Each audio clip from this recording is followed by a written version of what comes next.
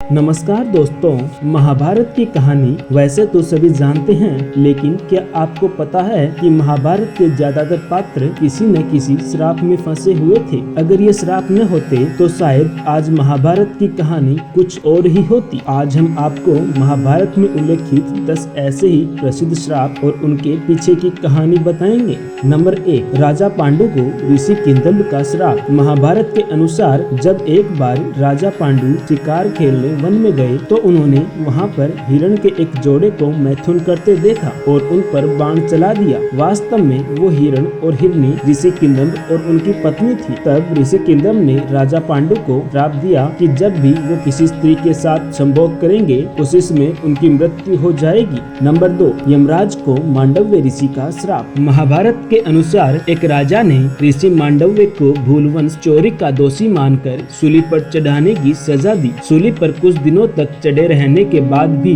जब उनके प्राण नहीं निकले तो राजा को अपनी गलती का एहसास हुआ और उन्होंने ऋषि मांडव्य से क्षमा मांगकर उन्हें छोड़ दिया। तब ऋषि यमराज के पास पहुँचे और उनसे पूछा कि मैंने अपने जीवन में ऐसा कौन सा अपराध किया था कि मुझे इस प्रकार झूठे आरोप की सजा मिली। तब यमराज ने बताया कि जब आप 12 वर्ष के थे तब आपने एक फतिंगे की पूंछ में सिंक चुभाई थी, उसी के फलस्वरूप आपको यह कष्ट सहना पड़ा। तब ऋषि मांडव्य ने यमराज से कहा कि 12 वर्ष की उम्र में किसी को भी धर्म और अधर्म का ज्ञान नहीं होता। तुमने छोटे अपराध का बड़ा दंड दिया है, इसीलिए मैं तुम्हें श्राप देता हूँ कि तुम्हें शूद्र योनि में एक दासी पुत्र के रूप में जन्म लेना पड़ेगा। ऋषि मांडव्य के इसी श्राप के कारण यमराज ने महात्मा विदुर के रूप में जन्म लिया। नंबर 3, कद्रु का अपने पुत्रों को श्राप। महाभारत के अनुसार ऋषि कश्यप की कद्रु और विंता नाम की 2 पत्नियां थीं। कद्रु सर्पों की माता थी व विंता गरुड़ की। एक बार कद्रु व विंता ने एक सफेद रंग का घोड़ा देखा और शर्त लगाई। विंता ने कहा कि ये घोड़ा पूरी तरह से सफेद है और कद्रु ने कहा कि घोड़ा तो सफेद है लेकिन इसकी पूंछ काली है। कद्रु ने अपनी बात को सही साबित करने के लिए अपने सर्प पुत्रों से कहा कि तुम सभी सूक्ष्म रूप में जाकर घोड़े की पूंछ से चिपक जाओ जिससे उसकी पूंछ काली दिखाई दे और मैं शर्त जीत जाऊं। कुछ सर्पों ने कद्रु की बात नहीं मानी। तब कद्रु ने अपने उन पुत्रों को श्राप दिया कि तुम सभी जन्मजय के सर्प यज्ञ में भस्म हो जाओगे। नंबर 4, उर्वशी का अर्जुन को श्राप। महाभारत के युद्ध से पहले जब अर्जुन दिव्यास्त्र प्राप्त करने स्वर्ग गए तो वहाँ उर्वशी नाम की अप्सरा उन पर मोहित हो गई। अर्जुन ने उन्हें अपनी माता के समान बताया तो ये बात सुनकर क्रोधित उर्वशी ने अर्जुन को श्राप दिया कि तुम नपुंसक की भांति बात कर रहे हो, इसीलिए तुम नपुंसक हो जाओगे। तुम्हें स्त्रियों में नर्तक बनकर रहना पड़ेगा। ये बात जब अर्जुन ने देवराज इंद्र को बताई तो उन्होंने कहा कि अज्ञातवास के दौरान यह श्राप तुम्हारी मदद करेगा और तुम्हें कोई पहचान नहीं पाएगा। नंबर 5, परशुराम का कर्ण को श्राप। महाभारत के अनुसार सूर्यपुत्र कर्ण परशुराम के ही शिष्य थे। कर्ण ने परशुराम को अपना परिचय एक सूत पुत्र के रूप में दिया था। एक बार जब परशुराम कर्ण की गोद में सिर रखकर सो रहे थे तो उसी समय कर्ण को एक कीड़े ने काट लिया। गुरु की नींद में विघ्न न आए ये सोचकर कर्ण दर्द सहते रहे, लेकिन उन्होंने परशुराम को नींद से नहीं उठाया। नींद से उठने के बाद जब परशुराम ने ये देखा तो वे समझ गए कि कर्ण सूत पुत्र नहीं बल्कि क्षत्रिय है। तब क्रोधित होकर परशुराम ने कर्ण को श्राप दिया कि मेरी सिखाई हुई शस्त्र विद्या की जब तुम्हें सबसे अधिक आवश्यकता होगी उसी समय तुम वह विद्या भूल जाओगे। नंबर 6, युधिष्ठिर का स्त्री जाति को श्राप। महाभारत के शांति पर्व के अनुसार युद्ध समाप्त होने के बाद जब कुंती ने युधिष्ठिर को बताया कि कर्ण तुम्हारा बड़ा भाई था तो पांडवों को बहुत दुख हुआ। तब युधिष्ठिर ने विधि विधान पूर्वक कर्ण का भी अंतिम संस्कार किया। माता कुंती ने जब पांडवों को कर्ण के जन्म का रहस्य बताया तो शोक में आकर युधिष्ठिर ने संपूर्ण स्त्री जाति को श्राप दिया कि आज से कोई भी स्त्री गुप्त बात छिपाकर नहीं रख सकेगी। नंबर 7, महर्षि वशिष्ठ का वसुओं को श्राप।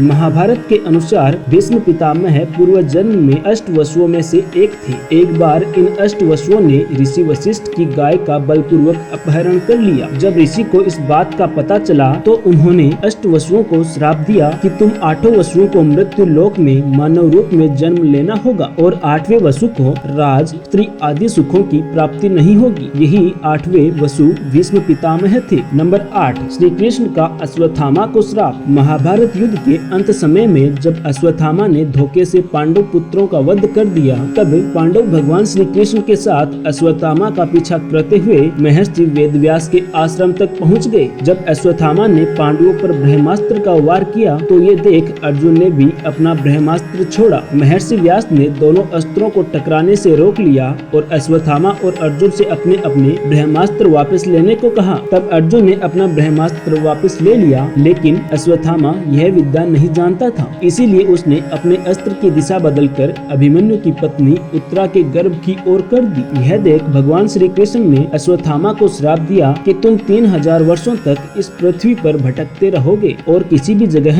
किसी पुरुष के साथ तुम्हारी बातचीत नहीं हो सकेगी। तुम्हारे शरीर के घाव भी ऐसे ही रहेंगे। नंबर 9, श्री कृष्ण को गांधारी का श्राप। कौरवों की माता गांधारी ने महाभारत युद्ध के लिए श्री कृष्ण को दोषी ठहराते हुए श्राप दिया कि जिस प्रकार कौरवों के वंश का नाश हुआ, ठीक उसी प्रकार यदुवंश का भी नाश होगा। गांधारी के श्राप से विनाश काल आने के कारण श्री कृष्ण द्वारिका लौटकर यदुवंशियों को लेकर प्रयास क्षेत्र में आ गए थे। यदुवंशी अपने साथ अन्न भंडार भी ले आए थे। श्री कृष्ण ने ब्राह्मणों को अन्नदान देकर यदुवंशियों को मृत्यु का इंतजार करने का आदेश दिया था। कुछ दिनों बाद महाभारत युद्ध की चर्चा करते हुए सात्ययिक और कृतवर्मा में विवाद हो गया। सात्ययिक ने गुस्से में आकर कृतवर्मा का सिर काट दिया। इससे उनमें आपसी युद्ध भड़क उठा और वे समूहों में विभाजित होकर एक दूसरे का संहार करने लगे। इस लड़ाई में श्री कृष्ण के पुत्र प्रद्युम्न और मित्र सात्ययिक समेत सभी यदुवंशी मारे गए थे। नंबर 10, भीष्म को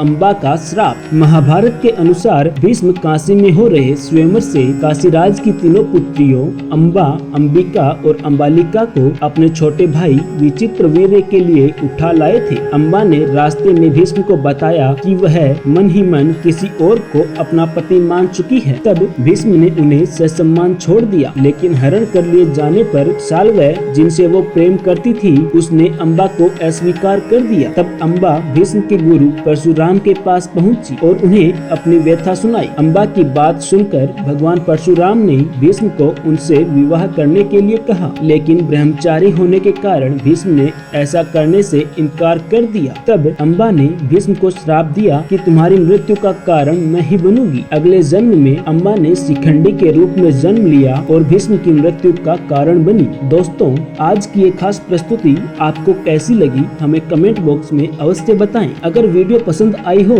तो वीडियो को लाइक करें और शेयर करना न भूलें। साथ ही अगर आप हमारे चैनल पर नए हैं तो देर किस बात की, जल्दी से हमारे चैनल को सब्सक्राइब करें ताकि हमारी लेटेस्ट वीडियो आप तक सबसे पहले पहुंच सके। धन्यवाद।